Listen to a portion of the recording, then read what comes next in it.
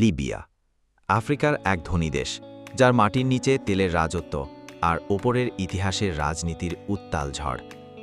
এই দেশটিকে আমরা অনেকেই চিনি কেবল গাদ্দাফির নাম শুনে, কিন্তু লিবিয়ার আছে হাজার বছরের প্রাচীন ইতিহাস, রোমান, গ্রিক এবং ইসলামিক সভ্যতার সংমিশ্রণ।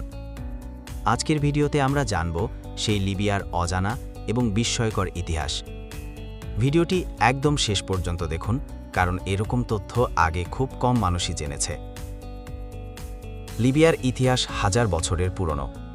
প্রাচীন গ্রিক এবং রোমান যুগে এই অঞ্চল ছিল ত্রিপোলিটানিয়া নামে পরিচিত।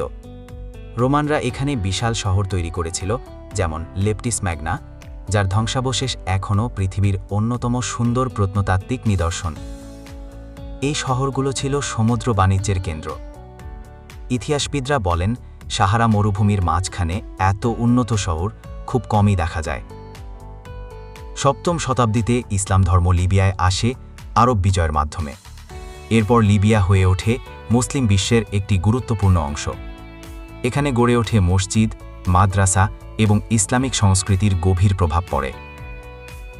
লিবিয়ার মানুষ এখনও মুসলিম এবং আরব সংস্কৃতিতে বিশ্বাসী, যার শেকড় সেই ইতিহাসে। 1911 সালে ইতালি লিবিয়াকে দখল করে নেয়।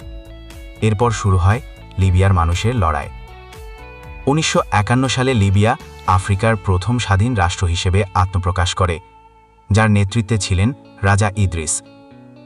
কিন্তু আসল পরিবর্তন আসে 1969 সালে, যখন এক তরুণ সেনা অফিসার মুয়াম্মার গাদ্দাফি এক রক্তপাতহীন অভ্যুত্থানের মাধ্যমে